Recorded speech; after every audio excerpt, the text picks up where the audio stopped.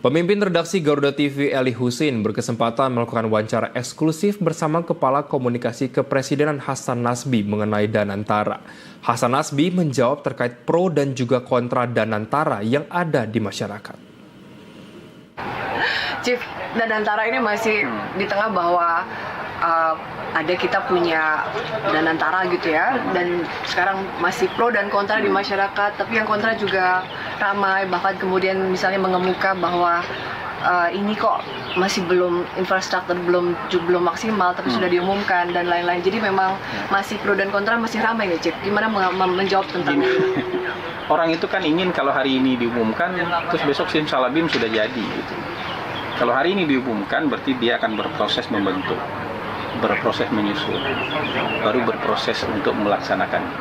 Tapi kan prinsipnya itu nggak bisa mereka bantah. Selama ini kita punya aset kekayaan itu terpencar-pencar dan dikelola masing-masing. Dan untuk investasi, hilirisasi, membangun kita bergantung kepada misalnya investasi asing.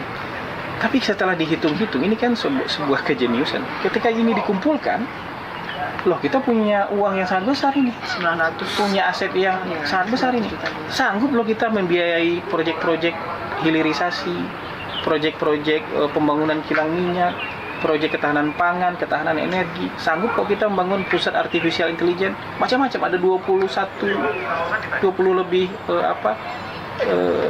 rencana pembangunan strategis yang bisa kita eksekusi dengan uang yang setelah dikumpulkan ini ada. Kan gitu. Ternyata kita punya setelah dikumpul-kumpul. Nah, ini yang disebut dengan gotong royong itu, aset nasional dikonsolidasikan di satu badan yang namanya Daya Anagata Nusantara itu, Danantara itu. Ternyata kita punya uang dan kita sanggup membiayai.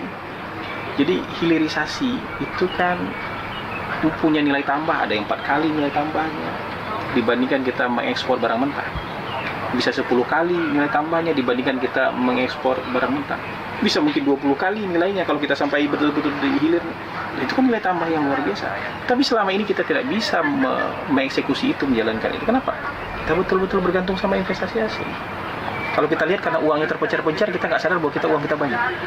Tapi setelah dikumpulkan, dikonsolidasikan, ini 14.000 triliun uang, kapital maupun asetnya, itu 14.000 triliun kita punya. Nah ini kan bisa kita pakai, kita bisa dorong untuk proyek-proyek strategis nasional tadi, untuk segera membuat, ini yang disebut oleh Presiden, ini adalah instrumen perencanaan pembangunan nasional.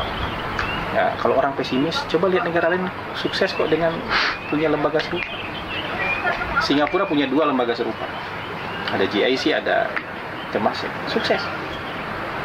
Bahkan Malaysia yang pernah gagal dengan 1MDB, tapi dia punya khazanah, sukses.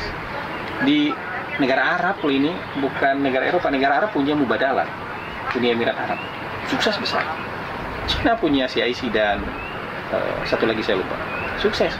Norwegia, lembaga pengelola dana pensiun aja menjadi SWF terbesar di dunia, sukses. Kenapa kita tidak boleh? Dan kita kan bisa belajar dari yang sukses-sukses ini, gitu. Jadi kita harus optimis lah, dengan mengkonsolidasikan seluruh aset dan kekayaan kita dalam satu badan sehingga bisa dipakai. Ini contoh kecil ya, contoh sangat sederhana, mungkin nggak relate tapi kira-kira menyatukan kayak gini. Eli punya 2 batang bambu, saya punya 2 batang bambu, ada orang lagi punya 2 batang bambu. Kalau kita kekep masing-masing, kita mau menyeberang di seberang kita ada pulau kemakmuran, kita hanyut. Eli dengan 2 batang bambu hanyut, saya dengan 2 batang bambu hanyut, orang lain dengan 2 batang. Tapi kalau kita gabung, jadi rakit kita 3-3 bisa belayar ke pulau. Ini tujuannya. Sesederhana itu. Berarti investasinya hanya untuk tadi lebih fokus ke investasi dalam negeri aja. Bagaimana? Investasi, iya, tidak tertutup kemungkinan untuk investasi luar negeri. Tapi kan kita mau ini, kita mau mengelola dan memaksimalkan bumi, air, dan kekayaan alam yang ada di Indonesia untuk sebesar-besarnya kemakmuran Indonesia. Yang concern sama ini siapa? Cuma kita. Selama ini kita nggak punya uang karena terpencar-pencar. Kesannya kita nggak punya uang karena ini terpencar-pencar. Ketika disatukan luar biasa besar, dan mungkin akan jadi salah satu SWF terbesar di dunia. Jadi kita mampulah untuk mengelola sumber daya alam kita nanti untuk dipergunakan sebesar-besarnya bagi kemakmuran Indonesia. Ada anggapan juga, Chief, kalau misalnya ternyata investasinya merugi, tidak ada pertanggungjawaban katanya dari Danantara. Ini Itu berlapis-lapis. berlapis-lapis. Ada komite pengawas dari berbagai macam lembaga, ada KPK, ada BBK, ada Dewan Pengawas, diaudit oleh akuntan publik. Ketika dibutuhkan bisa diaudit oleh BPK. Ada figur-figur tokoh bangsa yang menjaga ini supaya tetap prudent, supaya tetap dengan tata kelola yang baik. Harusnya kita optimis. Jadi kalau kita mau membangun, kalau kita mau melakukan sebuah terobosan, jangan ketakutan dan pesimisme yang terbesar. Karena selama ini kita nggak melangkah, nggak kunjung melangkah gara-gara ini. Takut nanti ini begini, takut ini. Jadi kita nggak kunjung melangkah. Kan kita harus meniru negara yang sukses, jangan tiru orang yang gagal. Nanti ini jadi 1MDB, itu contoh gagal. Sementara jauh lebih banyak contoh yang berhasil. Kita kan bukan negara bodoh, ngapain kita niru yang gagal? Kita kan mau niru sesuatu yang berhasil, kira-kira seperti itu. Presiden kenapa sih, Chief, ketika berpikir untuk mendirikan Danantara, memang ini betul-betul impian pribadi Presiden? Ini bukan impian, ini adalah gagasan yang sudah di-exercise dan dipikirkan oleh beliau mungkin 50 tahun terakhir. 50 tahun. Karena diskusi-diskusi dulu dengan Profesor Sumitro, kemudian dalam kampanye-kampanye beliau konsisten menyampaikan ini sudah dipikirkan panjang. Dan tidak hanya dipikirkan, di negara lain ada contohnya. Kalau di negara lain ada contohnya, kenapa kita tidak lakukan hal yang serupa?